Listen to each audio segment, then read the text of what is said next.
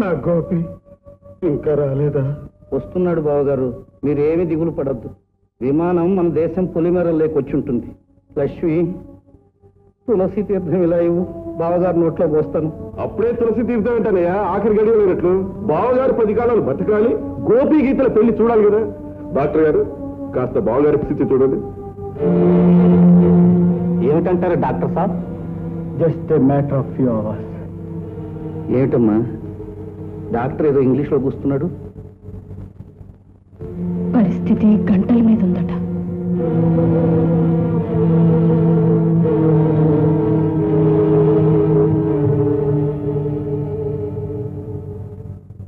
ఇదిగో, మనం ఇక్కడికి వచ్చింది ఆ మంచం మీద చచ్చేవాడి కోసం కాదు, విమానంలో వచ్చేవాడి కోసం.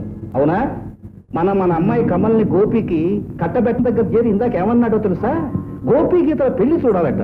అది సరే గాని మన అమ్మాయి వెర్రి పగులుది కదా, దాన్ని అబ్బాయి చేసుకుంటాడా? ఓసి అప్పసెక్కున్న పక్షి చేసుకుంటాడా ఏమిటే? చేసేద్దాం. నేను ఎయిర్పోర్ట్ కు వెళ్లి గోపిని గుప్పిట్లో పెట్టేస్తాను. నేను వెళ్ళినట్టు ఆ భుజంగ గడికి నీకు తెలిస్తే అక్కడికి వచ్చి కథక్కడి ఆడతాడు.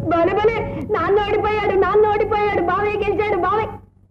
మార్కెట్ లో మైకులాగా ఏమిటా కేకలు? మరేమో నువ్వు అమ్మ గుసగుసలు ఆడుకుంటున్నారని బాబాయ్తే చెప్పాను. ఆయన వచ్చి విని ముందే బావ చూడటానికి వెళ్ళిపోయాడు. ఓసి ముదరస్లుగా నువ్వెక్కడ దొరికావా? నాకంటే ముందు వాడు రిలేటెడ్ చేస్తావా? నీ పిచ్చి నా పథకాలన్నీ పాటు చేసేస్తుంది. మనం వచ్చిందేమో, నా అల్లుండి వాడు ఏమో మాయ చేసేస్తున్నాడు.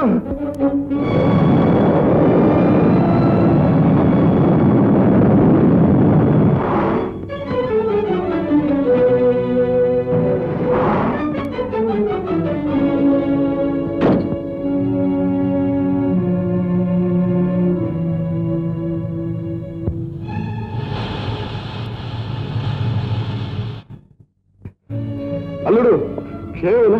ప్రయాణం బాగా సాగిందా? నేను రావటం ఆలస్యమైందా? ప్రయాణం బాగా సాగిందా?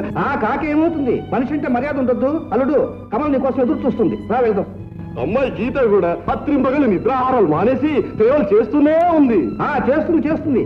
నీ ట్యాక్సీ ఎలాగో పంచర్ అయిందిగా, నువ్వు ఉండి లగేజ్ తీసుకుని రా. అల్లుడు.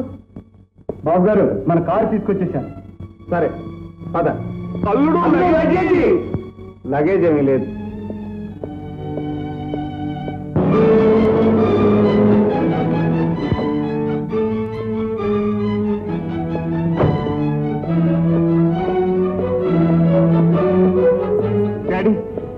డాడీ, వచ్చావా బాబు?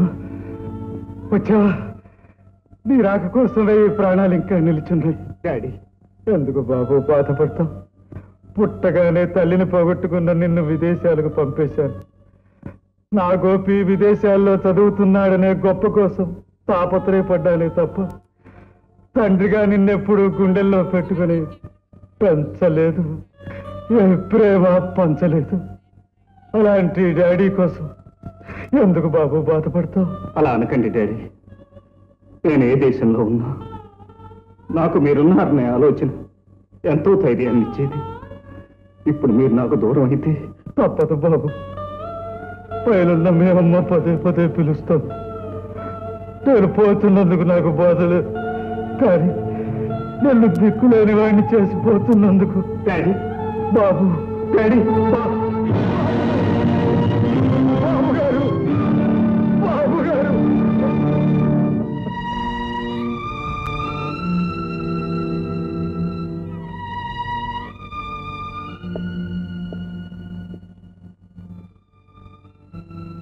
గోపి బాబు, పోయిన మనిషిని తలుచుకు బాధపడటం కాదు, వారు వదిలిపోయిన బరువు బాధ్యతల్ని చూసుకోవాలి. నాన్నగారు రాసిన విల్లు వినిపించడానికి లాయర్ గారు వచ్చారు. అసలే తండ్రి పోయిన దుఃఖంలో నాలుడుంటే విల్లు అంబులు అంటారేంటండి?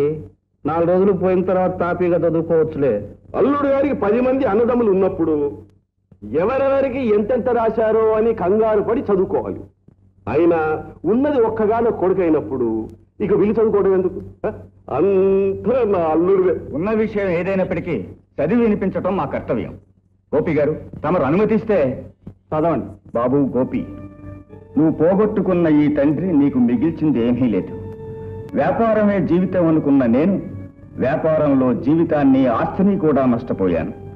మన ఇల్లు, వాకిలి, ఆస్తిపాస్తులు అన్నీ కూడా నా పార్ట్నర్ రామ్ శెట్టికి చెందుతాయి.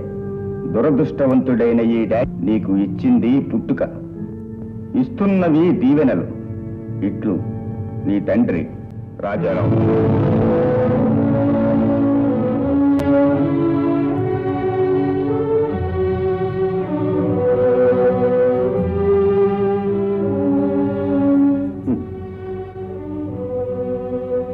లాయర్ గారు, మీకు నా కృతజ్ఞతలు. పోయిన మా డాడీ గురించే కాక మిగిలి ఉన్న చాలా మంది మనుషుల విషయం కూడా నాకు అర్థమైంది.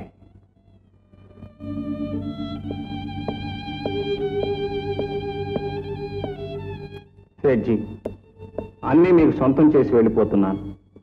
ఈ సూట్ కేసు నాతో తీసుకొచ్చిందే గనక నేను పట్టుకెళ్ళొచ్చు అనుకుంటాను. కాదంటారా? ఎంత మాట గోపిబాబు, తమరికి ఏదైనా దారి ఏర్పడే వరకు ఇక్కడే ఉండవచ్చు. దారి అనేది వెడుతూ వెతుక్కోవాల్సిందే గాని ఆగి ఆలోచించేది కాదు. వస్తాను.